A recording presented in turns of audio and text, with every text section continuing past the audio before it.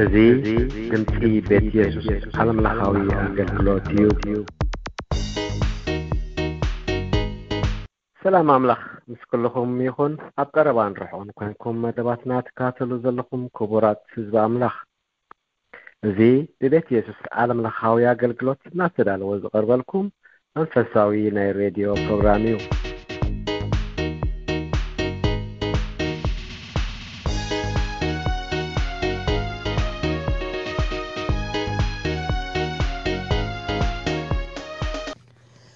ሰላም ጎይታናን መድሓይናን ኢየሱስ ክርስቶስ ምስ ኩላሃትኩም ይኹን። ካብ ርሑቕን ቀረባን ትካተሉ ዘለኹም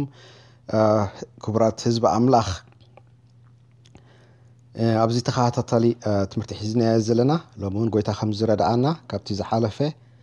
ድራር ጎይታ ወይ ድማ ቅዱስ ቁርባን ዝብል ታሽዓይ ክፋል ቅፅል ኣቢልና 10-11 ክፍሊ ክንርኢና ክልቲኡ ብሓንሳብ ንሪኤሉ ምክንያት 10 ቤተክርስትያን ወይ ማሕበር ዝብል ክኸውን ከሎ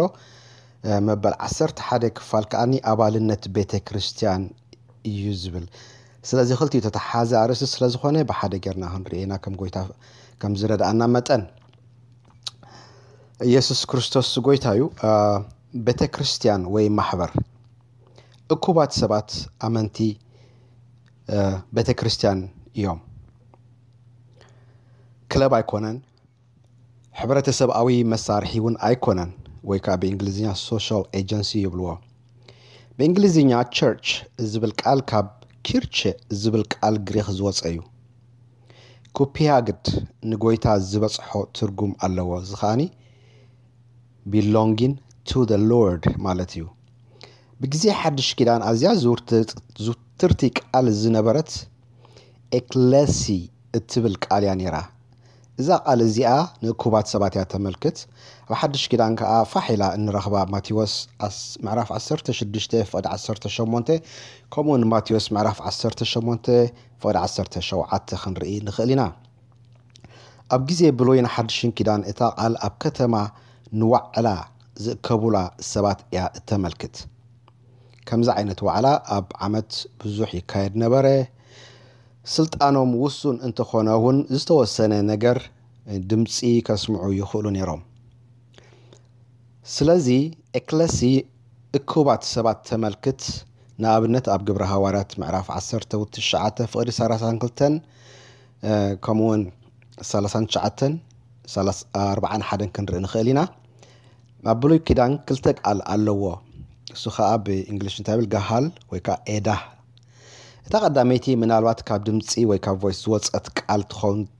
ይብል ናይ እኩባት ሰባት ድምፂ ወይ ውፅኢት ምእካቦም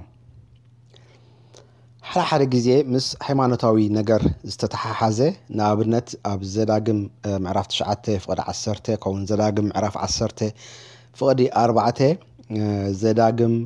ምዕራፍ 23:1 ሓፈሻዊ ኣኼባ እተመልክተሉ እዋን እውን ኣሎ። ኣብ ቀዳማይ ነገስት ምዕራፍ 12:3 ኣኼባ ኣንስቲ ኣብ ኤርምያስ ምዕራፍ 44:15 ከምኡውን 19 ኣኼባ ቆልዑ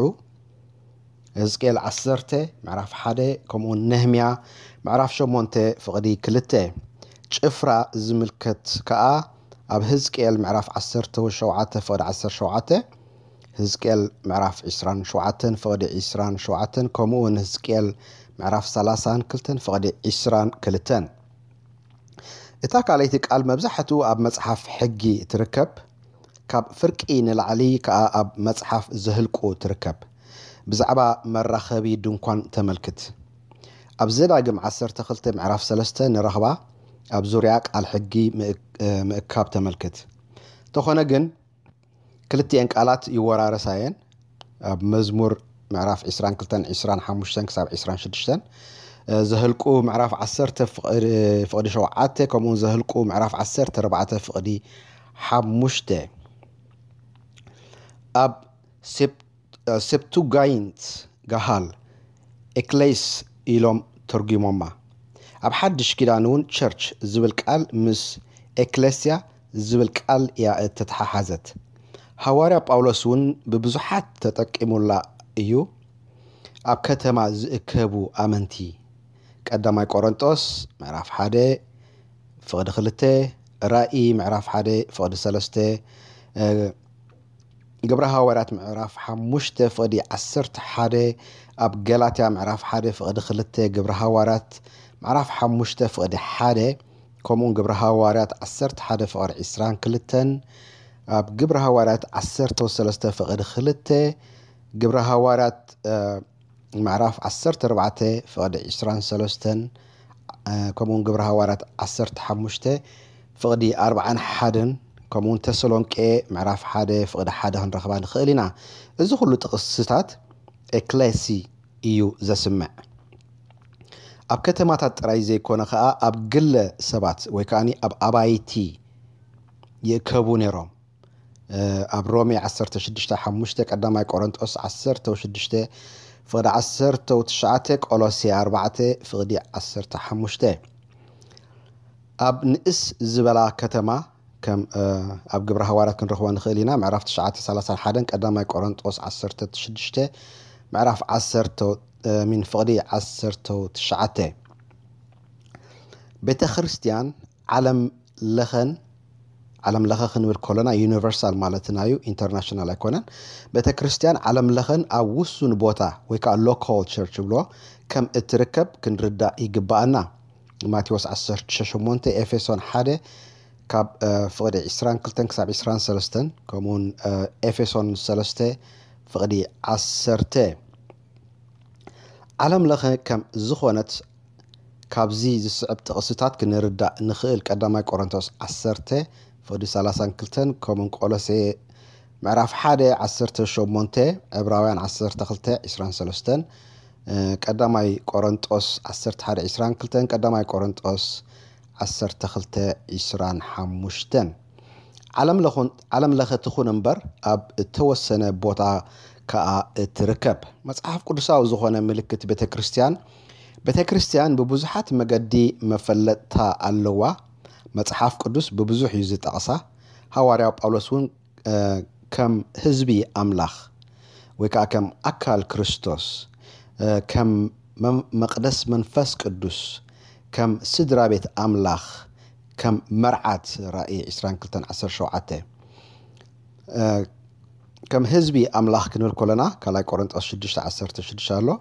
ኣምላኽ ህዝቢ ክንኮኖ ሓርየና ካልኣይ ተሰሎንቄ 2:13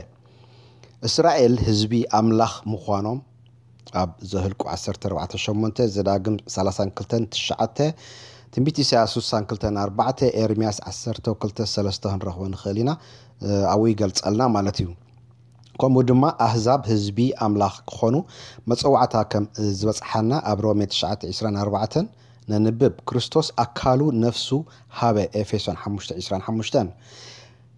ካልኣይ ቤተ ክርስቲያን ኣካል ክርስቶስ ምዃና ኣብ ኤፌሶን 1:21 ንረኽቦ ከምኡ ቀዳማይ ቆሮንጦስ 12:27 ንሕና ኣብ ክርስቶስ ከዓ ኣባና ምዃኑ ዓብይ ምስጢር እዩ ቆሎሴ 1:27 ገላትያ 2:20 ክርስቶስ ርእሲ ኣካል እዩ ቆሎሴ 1:18 ኤፌሶን 1:10 እቲ ኣካል ዝተገጣጠመ እዩ ሓደ ነቲ ካልእ የድልዮ ቀዳማይ ቆሮንጦስ 12:12 ሓደ ነቲ ሓደ ክድግፎ ይግባእ ኤፌሶን 4:11 ጾር ነንሕድሕድና ክንጻወር ኣሎና ገላትያ 6:2 ነቲ እተጋገየ ክንመልስ ኣሎና ገላትያ 6:1 ኣብ ቤተ ክርስቲያን መቕጻዕቲ ከም ዘሎ ዝሕብረና ቃል ኣሎና ሱኻ ማቴዎስ 18:1 ንረኽቦ ከምኡን ሮሜ 10:6-17 በቲ ዝተዋሃበና ከዓ ምክፋል ከም ዘሎና ቀዳማይ ቆሮንጦስ 12:26 እቲ ኣካል ክርስቶስ ክፈላለይ ከም ዘይብሉ ቀዳማይ ቆሮንጦስ ምዕራፍ 1 ፍቅዲ 10 ከምኡን ኣብ ቀዳማይ ቆሮንጦስ ምዕራፍ 11 ፍቅዲ 17 ክሳብ 19 ነንብብ ምክንያቱ ከም ሓደ ኣካል ስለ ዝኾንና ከም ኣብ ቀዳማይ ቆሮንጦስ 12 ዝብለና ፍቅዲ 12 ከምኡን ኤፌሶን 4 ካብ 4 ክሳብ 6 እዚ ኣካል ክርስቶስ ተልእኾ ኣለዎ ማቴዎስ 28:18 ተስፋ ኣለዎ ጎይታ ክሳዕ መወዳእታ ዓለም ምስ ኣካሉ እዩ ቤተ ክርስቲያን መቅደስ መንፈስ ቅዱስ እያ ቤተ ክርስቲያን ኣብ በዓል 50 ተወሊዳ ገለገለ መምህራን ግና ኣብ ዮሐንስ 22 እያ ተወሊዳ ይብሉ እዚ ኸኣ በዚ ምውራድ መንፈስ ቅዱስ ኮይኑ 3000 ኣሚኖም ቤተ ክርስቲያን ተወልደት ካብውን ነጆ ክትበዝሕን ክትዓቢን ክኢላ ቀዳማይ ቆሮንጦስ 12:12 ቤተ ክርስቲያን መንፈስ ቅዱስ ያ ብግልን ብሕብረትን ቀዳማይ ቆሮንጦስ 3:16 ኤፌሶን 2:21 ቀዳማይ ጴጥሮስ ምዕራፍ 2:5 መንፈስ ቅዱስ ኣብ መቅደሱ ይነብር ስርሑ ኸኣ ይሰርሕ ንቤተ ክርስቲያን ሓይሊ ይህብ ግብረ ሐዋርያት 1:8 መንፈስ ቅዱስ ዝሰርሕ ዮሐንስ 10:6-7 ናይ ጎይታ ምኻድ መንፈስ ቅዱስ ክመጽእ ገይርዎ ዮሐንስ 10:6 ፍቅዲ 2 መንፈስ ቅዱስ የዘክር ይምህር ከምኡን ይዕጥቅን ይቅድስን ሓደ ቤተ ክርስቲያን ብመለኮታዊ ሓይሊ ዝተመስረተት እያ 2 ከምቲ ቃል ኣምላኽ ዝብላ ክንትርጉማ ይግባአና 3 ህላውነታ ካብቲ ኣብ ስላሴ ዘለዋ ርክባ እዩ 4 ፍቃድ ኣምላኽ ብመንፈስ ቅዱስ ሓይሊ ትፍጽም 5 ካብ ናይ ጎይታ ህልውና ዝተልዓለ ኣገልግሎታት ትፍጽም 6 ቤተ ክርስቲያን ናይ ዝተሓደሱን ዝተለወጡን ክርስቲያናት ሕብረት ዝሓቆፈት እያ ካብዚ ዝተልዓለ እቲ መንፈሳዊ መልክዕ ናይ ጎይታ ተንጸባርቕ ንጽህናኣ ተወፋይነት ክህሉ ኣለዎ 7 ቤተ ክርስቲያን ብመለኮታዊ ሓይሊ እተፈጥረት እኳ ክነሳ ብጉድለት ዝመልኦም ፍጥረት ሰብ እተኸበት እያ እቲ ፍጹም ዝኾነ ንጽህና ወይ ክብሪ ጎይታ ምስ መጽ ጥራይ እያ እትበጽሕ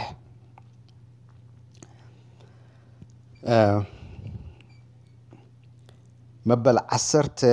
ኣርእስትና ኣባልነት ቤተ ክርስቲያን ዝብል ከኣኒ ሕጽር ብዝበለ ክንሪኦ ኢና ኣብዛ ሓለፈ ኣብዛ ሕጂ ቅድም ኢልና ጠቐስናያ ትምህርትና ኣብዛ ቤተ ክርስቲያን ዝብል ትምህርቲ ተማሂርና ነርና እታ ቤተ ክርስቲያን እትብል ቃል ብቋንቋ ግሪክ ኤክሌሲያ እያ ንኩባስ ሰባት ያኻ ተመልክት ኢልና ነርና ስውን ኣብነት ኣብ ግብረ ሐዋርያ 19:32 ግብረ ሐዋርያ 19:9 ሮሜ 10:5 ግብረ ሐዋርያት 10:6-13 ከም ዘሎ ጠቂስናዮ ነርና ስለዚ ንህንጻ ዘይኮነ ነቶም እክባት ሰባት እያ እትሕብር ኣብ ሩባ ይኹን ቤት ትምህርቲ ብዘይገድስ ኤክሌሲያ እዮም ዝበሃሉ ቤተ ክርስቲያን ዓለም ለኸን ወይ ከዓ ዩኒቨርሳልን ኣብ ውስን ቦታ ወይ ከዓ ዞባዊ ወይ ሎካል እትርከብን እያ ማቴዎስ 10:8 ኤፌሶን ምዕራፍ 1:22 እታ ዓለም ለኻዊት ወይ ከዓ ዩኒቨርሳል ዝበልናያ ኣብ ምሉእ ዓለም ዘለዎ ኣመንቲ እያ እተመልክት ስለዚ ሓደ ኣማኒ ጎይታ ክቕበል ከሎ ኣብዛ ዓለም ለኻዊት ቤተ ክርስቲያን ኣባል ይኸውን ኣብ ኣካል ክርስቶስ ብእምነት ከም እንጽምበር ኣብቲ ናይ ጥምቀት ትምህርቲ ኣብ በሪሁልና ኣሎ ስለዚ ሓደ ኣማኒ ኣፍሪካዊ ኾነ ኣውሮጳዊ ወይ ካልእ ኤዥያዊ ይኹን ኣሜሪካዊ ብጎይታ ስም ምስ ኣመነ ኣብ ኣካል ክርስቶስ እዩ ዝጽምበር ማለት ኣብታ ዓለም ለኻዊት ዩኒቨርሳል ቤተ ክርስቲያን እዚ ኣማኒ ኣብ እተወሰነ ቦታ ስለ ዝነብር ከገልግልን ክግልገልን ናይ ግድን